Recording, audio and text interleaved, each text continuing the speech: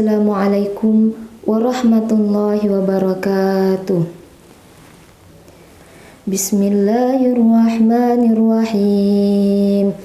Alhamdulillahi rabbil alamin. Wassalatu wassalamu ala ashrafil mursalin Sayyidina Muhammadin wa ala alihi wa ashabihi ajma'in.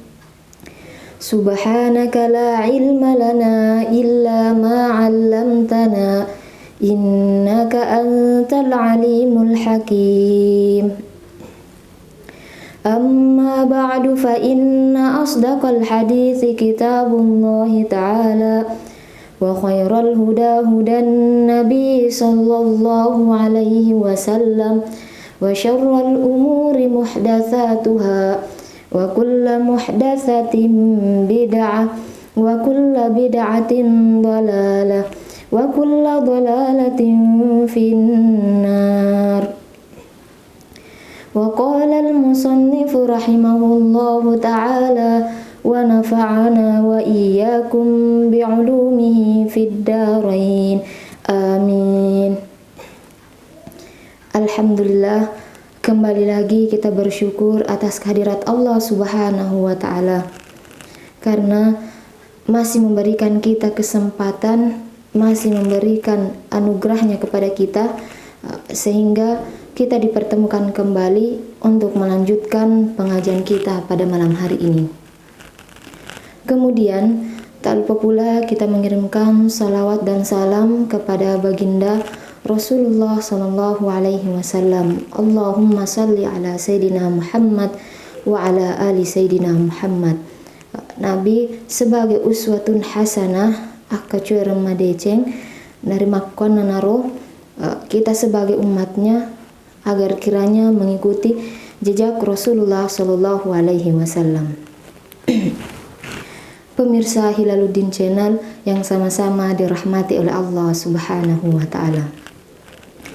Alhamdulillah, kembali kita melanjutkan pengajian kita pada malam hari ini pada kitab Riyadhus Shalihin, masih tentang babul ikhlas wa ihdarun niyati fi jami'il a'mal, tentang keikhlasan dan menampakkan atau menghadirkan niat pada setiap perbuatan. Pada pertemuan sebelumnya atau pengajian kita sebelumnya, kita telah membahas tentang niat. Niat itu merupakan sebenarnya persoalan hati, karena hanya kita dan Allah Subhanahu wa ta'ala yang mengetahuinya. Serta Ibnu Mubarak mengatakan bahwa banyak nanti amalan yang kecil menjadi besar karena dipengaruhi oleh niat.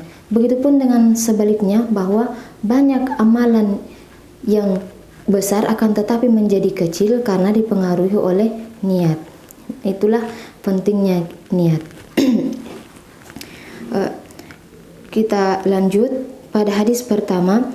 Wa an amiril mu'minin Abi Hafsin Umar bin al-Khattab bin Nufailin bin Abdil Uzza bin Riyahi bin Abdillahi bin Kurti bin Razahi bin Adi bin Ka'bi bin Lu'awi bin Ghalibin al-Qurashi al-Adawi radhiyallahu anhu qala Sami'tu Rasulullah sallallahu alaihi wasallam, saya telah mendengar Rasulullah sallallahu alaihi wasallam yaqul, beliau bersabda, innamal a'malu binniyat, sesungguhnya perbuatan itu tergantung dengan niat.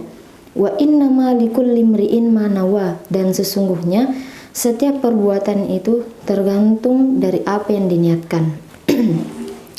Pada hadis yang pertama ini ada dua kalimat. Yang pertama, innamal a'malu binniyat, sesungguhnya perbuatan itu tergantung dari niat.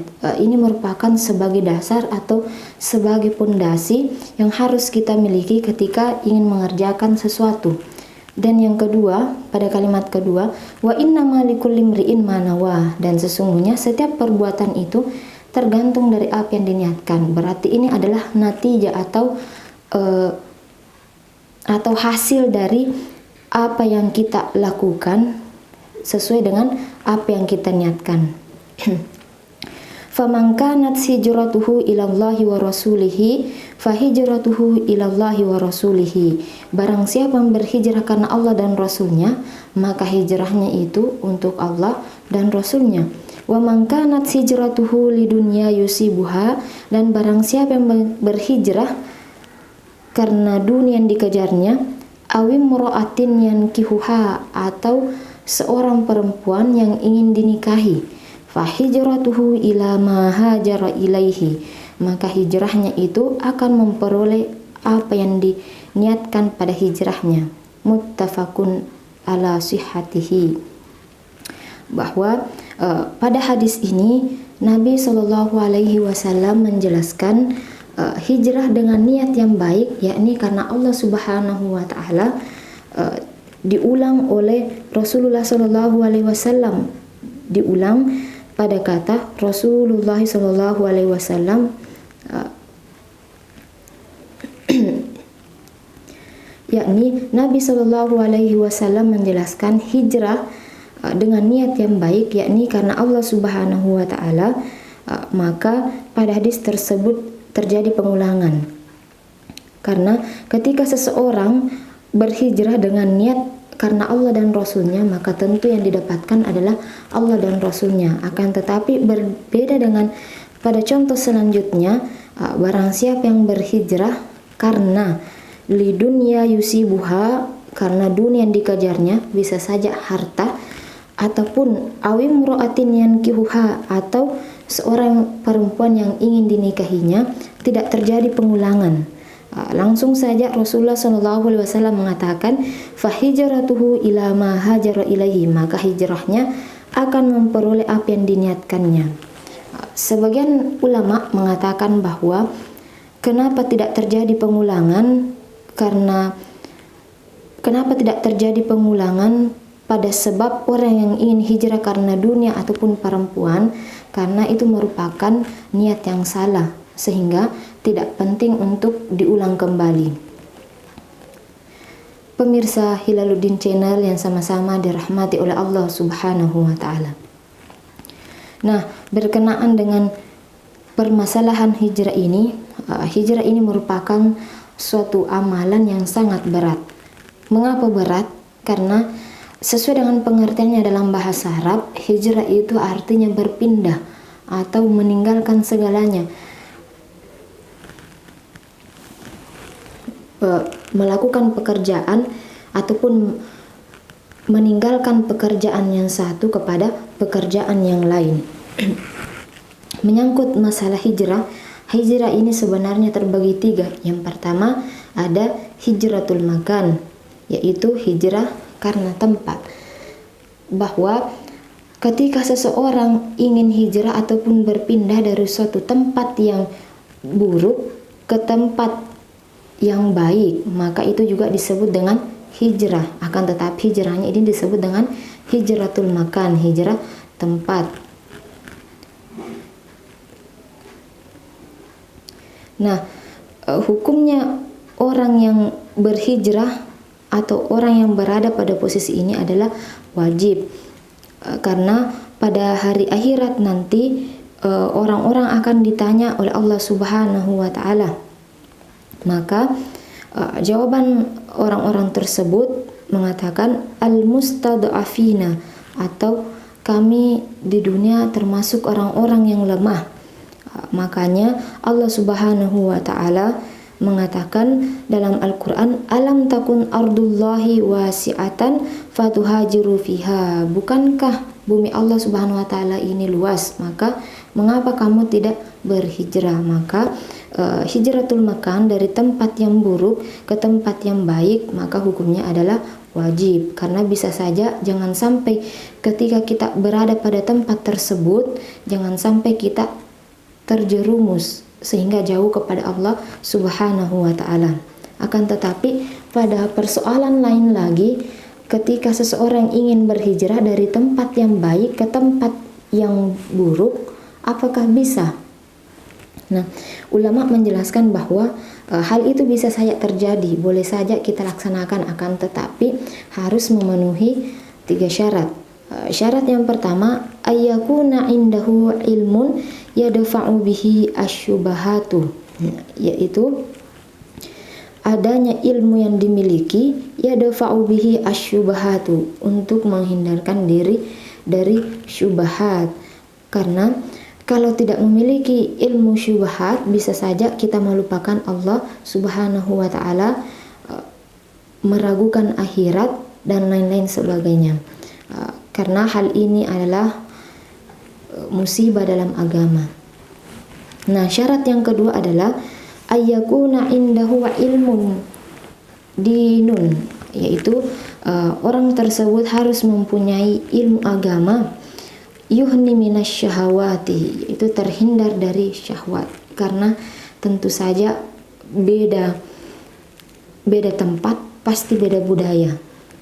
Dan yang terakhir, ayyakuna muhtajan ila dzalika.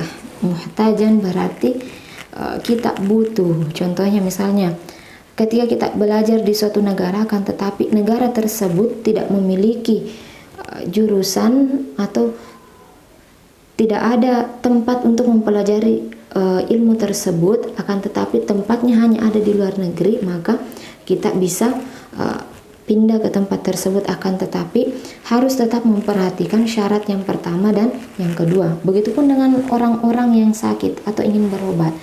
Jika tidak ada dalam negara kita, maka kita bisa pergi ke luar negeri. Itu tadi pembahasan hijratul makan. Yang kedua adalah hijratul a'mal, yakni meninggalkan kemaksiatan ataupun keburukan menuju kepada kebaikan. Dan persoalan ini sebenarnya banyak terjadi di masa kini. Maka ketika seseorang ingin berhijrah, maka tentu harus memiliki ilmu, harus juga mengikuti tahapan-tahapannya, serta ada orang yang membimbingnya. Karena kapan tidak memiliki ilmu, tidak memiliki ataupun tidak mengikuti tahapan-tahapannya, serta tidak ada yang membimbing, bisa saja orang tersebut kembali ke perbuatan tersebut. Dan yang ketiga, pembagian hijrah yaitu hijratul amil, yaitu meninggalkan seseorang yang suka mengajak kita kepada keburukan. Karena di sini sebenarnya ada dua sisi. Yang pertama, kita bisa meninggalkan orang tersebut, akan tetapi sisi yang kedua, jika kita mampu atau tidak terpengaruh dengan orang tersebut, maka kita bisa menasihatinya, dan ini juga bisa sebagai ladang pahala karena kita akan menasihati orang tersebut. Akan tetapi kapan ketika kita tidak mampu atau bisa saja kita terjerumus, maka kita bisa meninggalkan orang tersebut.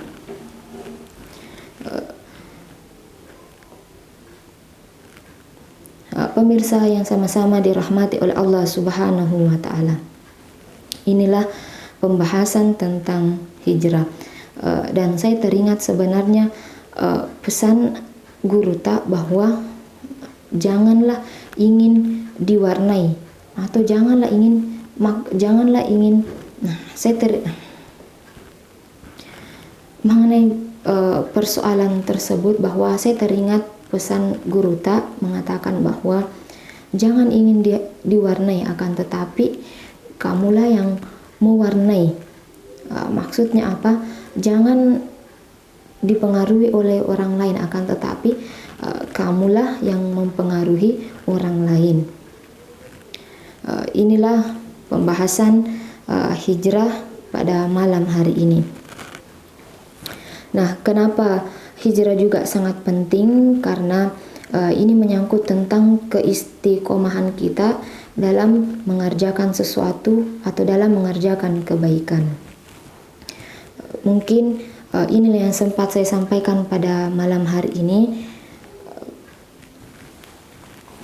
Mohon maaf atas segala kekurangannya.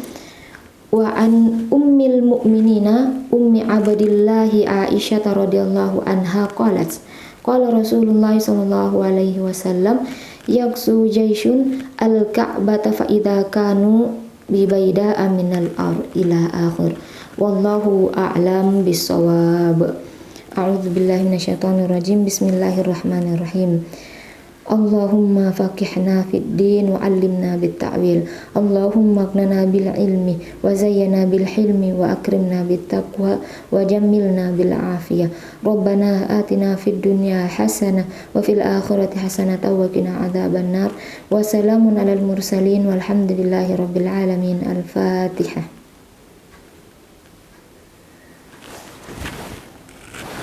Wassalamualaikum warahmatullahi wabarakatuh.